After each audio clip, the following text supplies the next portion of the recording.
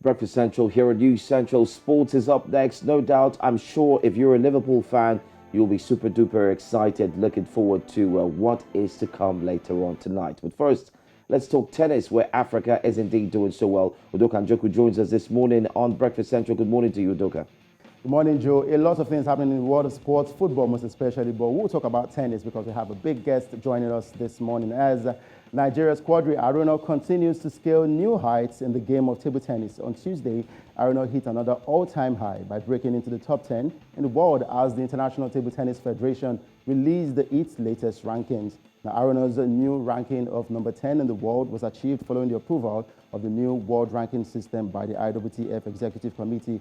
According to the World Table Tennis, it has been a long time coming as the King of Africa has finally made it into the top 10 in the world. Now, with the new ranking, Aruna officially becomes the first ever African, Nigerian, and black player to be rated in the top 10 in the World Table Tennis ranking. Now, we have Aruna Quadri joining us, and of course, we'll be talking a lot of table tennis this morning. Good to have you with us, Aruna Quadri.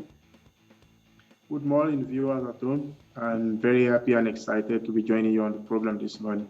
Thank you very much, and I'm sure you're very excited for your new achievement. Talking about the win now, it is not just a big win for Nigeria, but of course for Africa. Now, with the latest ranking, you become the first Nigerian and African table tennis player to be rated in the top 10 in the world. Now, how do you feel about this great achievement? I'm very happy, of course. And it means the years of traveling, the years of leaving my comfort zone, the years of hard working, the years of investment, time investment, money investment, the years of almost everything has actually materialized.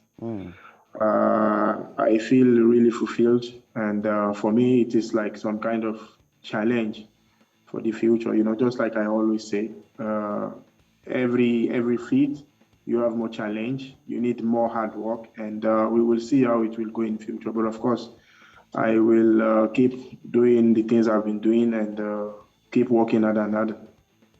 True. And talking about your achievement now, it indeed comes with so much dedication to work and skills. Now, what did you have to forgo for this great feat? Just like I said, it's about repeating and repeating. We wake up in the morning, we go to practice, we relax, we eat. It is almost the same kind of process every day. So I just have to keep repeating and see how it will go. We top 10 is a very big one for me, for Africa, for Nigeria, my family, and France, across the world. But of course, it is not the end. It is not over yet. So we keep working on another.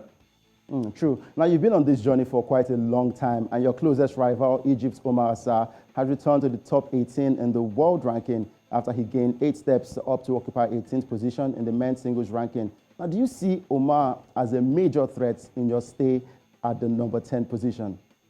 For me, I see nobody as a major threat. We will not have the same thing, the same kind of record. He has his own great records. I have mine, Toriola, Atonda Musa, Nobody will have the same thing. We will have something different. So I see nobody as threat. I only see some of the players from Africa as, competitors. And for me, I'm not thinking about somebody coming in front. I'm just thinking about doing my best and see how it will go in future. If they come to the front, it's okay. Nobody stays there forever. True. So things will change, and we will see how it goes in future. But of course, we have to work hand in hand. It's not just in Africa. We have to think outside of Africa as well to have better results than we do in Africa. So for me, this is more important. Growth of table tennis and development of table tennis in Africa is much more important to me than to be thinking about rivalry stuff.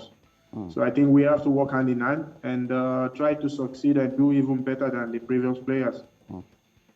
I totally agree with you. Now, talking about players who have dominated the game of tennis, the Chinese players, they have actually been at the top at every international competition in the men and women's category. Now, do you see a future for table tennis players in Africa attaining this height? Because it looks like the Africans seem to be falling down the pecking order? The future is so bright for African players. If you look very well, the new system of playing now, the new system of ranking, the system of tournament, it gives no advantage to any player. So like before, if some of the Chinese players play 3 months in a year, they traveled back to China and we don't see them in the next 6 months. So it gets difficult to get used to their style of play. But these days, everyone has to play regularly for you to be in the ranking. So the new system that forced almost all the players to be playing tournament regularly gave us the opportunity, the advantage to actually get to their playing style. And just like we have been saying, they are not winning anybody easily now. It is almost like 50-50 now. The gap is really not as much as then that we find it very hard to play with them. So I see a great future for African players, and we can always do better. I hope more priority will be given to sport of table tennis in Africa in the nearest future, so that table tennis can be a better sport and challenge some of the competitors across the world. Yeah, because a lot of attention has been put to football and basketball, but gradually we're beginning to pay more attention to table tennis. Now, talking about these promising talents, are there any ones that you need to mention, the ones you have on your list, the ones we should actually look out for? We have a lot of them. We have Jide Omotayo, we have Taiwo Mati, we have Amadi Ome, we have a lot of them. We have several young players growing up very fast in Nigeria. And just like I said, if more priority can be given to sport of table tennis, we will actually see all of them. They are playing tournament regularly in Nigeria. The federation is also doing its best. They stage tournament regularly, they stage trials. One thing that is lacking is playing in international tournaments, attending regular training camps, and this has to do with a lot of funds. So if support can be given to sport of table tennis, I think we have better players than Aruna Quadri. We have seen Atoda Musa, we have seen Segun Toriola, and we were like, this is actually going to be the best ever. Yeah. For me, I think I'm not going to be the best ever. We still have better players who can even do much more better than I have been doing if support and opportunities are given to them. So this is what I think. All right, so looking at your talent now, there's Aruna Quadri, the great, there's Segun Toriola, and of course for the female side, there's the legend herself, Funke Oshonaike.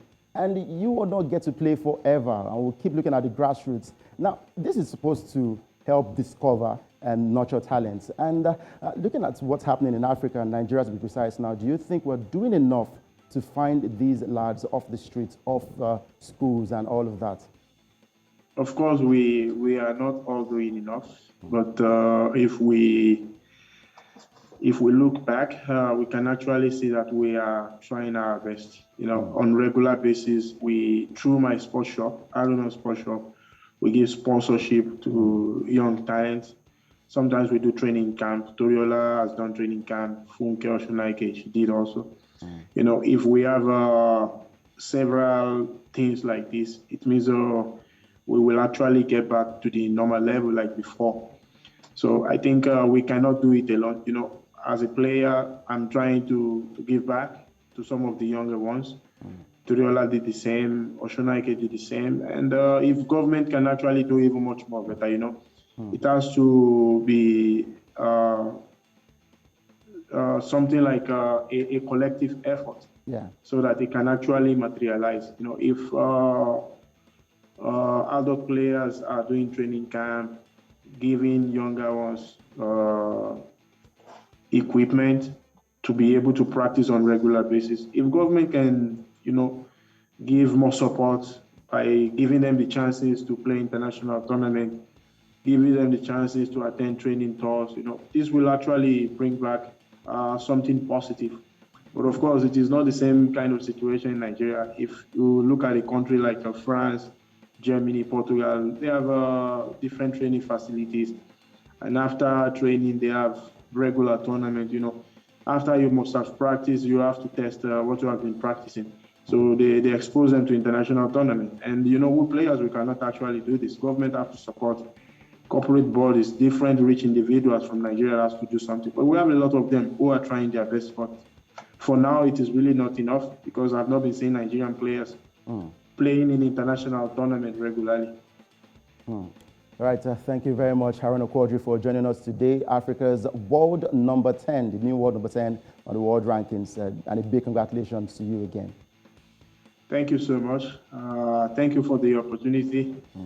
Thanks to all the viewers, supporters at home, and we look forward to the near future and see how it will go.